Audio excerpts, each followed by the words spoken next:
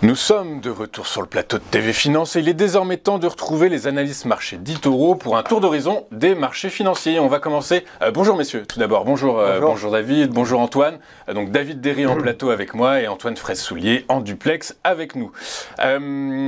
Antoine, on va commencer avec vous avec le marché européen et le CAC 40 qui a enchaîné une 5e séance de hausse consécutive mais qui va faire face aujourd'hui à l'attente des résultats des midterms aux États-Unis. Oui, effectivement. Donc le CAC 40 a enchaîné 5 semaines consécutives de hausse. Donc c'est plutôt une hausse qui correspond à peu près à 10-11%. Donc c'est un très très bon rebond dans une tendance baissière, je le rappelle. Très beau rebond technique. C'est vrai que l'événement marquant de la semaine dernière, ça a été bien sûr la Fed qui a relevé ses taux de 75 points de base comme attendu. Powell a ouvert la voie à une politique un peu moins restrictive à l'avenir. Ceci étant, son discours a été quand même à doucher certains espoirs pour les investisseurs, car le pic de taux, de cycle d'hausse de taux n'est pas terminé. On attend maintenant 5 à 5,5%.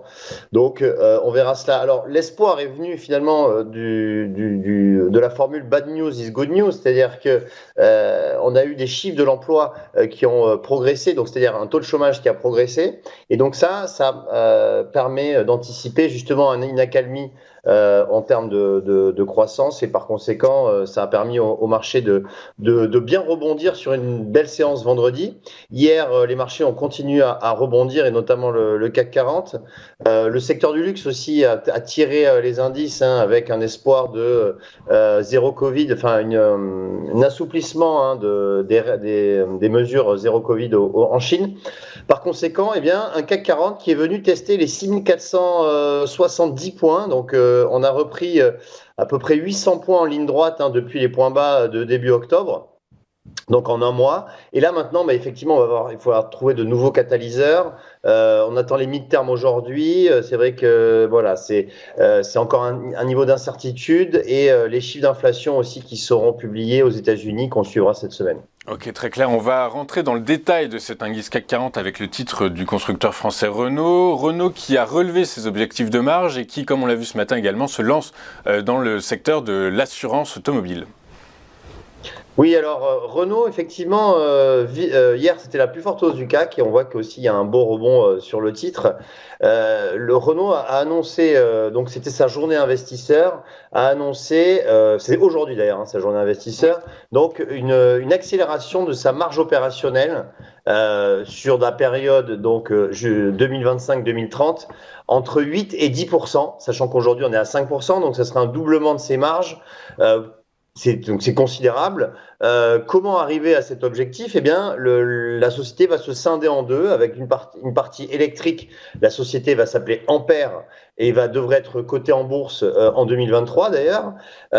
Et puis l'autre entité, donc ça sera une construction de moteurs thermiques, et donc cette société sera détenue à 50-50 avec le chinois Geely, et cette nouvelle entité devrait arriver à un chiffre d'affaires à 15 milliards d'euros en s'ouvrant le marché chinois.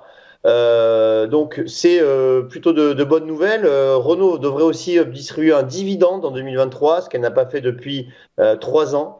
Donc on voit qu'on a quand même des bonnes nouvelles sur Renault, et par conséquent, hier, alors ce matin, on a effectivement une baisse assez conséquente, puisque le titre perd quasiment 5%, me semble-t-il.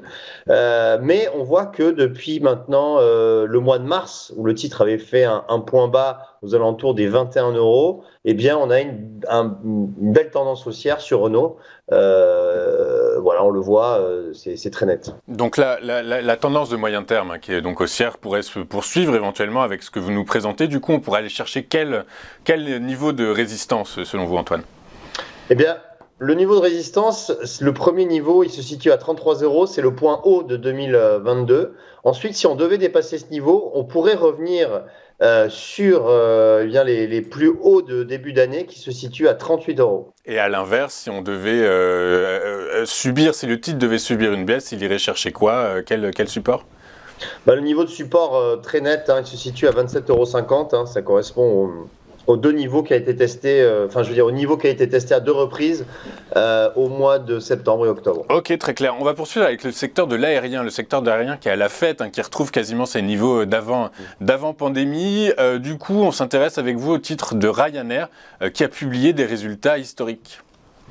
Oui, effectivement. Alors Ryanair, c'est une bonne nouvelle finalement pour le secteur des compagnies aériennes, le secteur du tourisme plus globalement. C'est-à-dire que Ryanair, comme vous l'avez dit, a publié donc son meilleur résultat semestriel de son histoire. On a un bénéfice de 1,37 milliard d'euros. Donc après une perte enregistrée l'année dernière à 48 millions d'euros. Alors effectivement, l'année dernière, c'est une année particulière, puisqu'on est encore en année Covid. Pardon. Et surtout, ce qui est intéressant, c'est qu'on voit que en termes de passagers transportés sur les 6 premiers mois, pas les 6 premiers mois de l'année, mais de mars à fin septembre, on voit qu'on est sur 95 millions de passagers transportés. Donc ça, c'est un niveau qui est supérieur au niveau avant Covid. Donc on peut dire que la crise est passée pour, en tout cas, Ryanair. On voit que donc le bénéfice est au plus haut depuis haut historique, et par conséquent, on a un titre Ryanair qui a bien progressé, puisque hier il a pris 3,5%, et on voit qu'on sort un petit peu. Alors on est toujours dans un range sur Ryanair, puisque tant qu'on n'aura pas dépassé les 77 euros. On sera toujours dans une tendance baissière pour l'instant, mais on voit qu'on a quand même du mieux sur le titre Ryanair. Donc, j'imagine que vous calculez en résistance 77 euros, c'est le premier niveau de résistance à avoir en tête. Ça, c'est le premier niveau de résistance qui n'est plus très loin. Et si on dépassait ce niveau, là, on pourrait vraiment avoir une accélération haussière et aller tester, pourquoi pas, les 88-90 euros. Ok, à l'inverse, du coup, le titre pourrait aller chercher, s'il continuait sur sa tendance baissière de long terme, il irait chercher sa borne basse du range dont vous nous avez parlé, c'est ça? Voilà, c'est ça. C'est vraiment un support majeur qui se situe à 55 euros.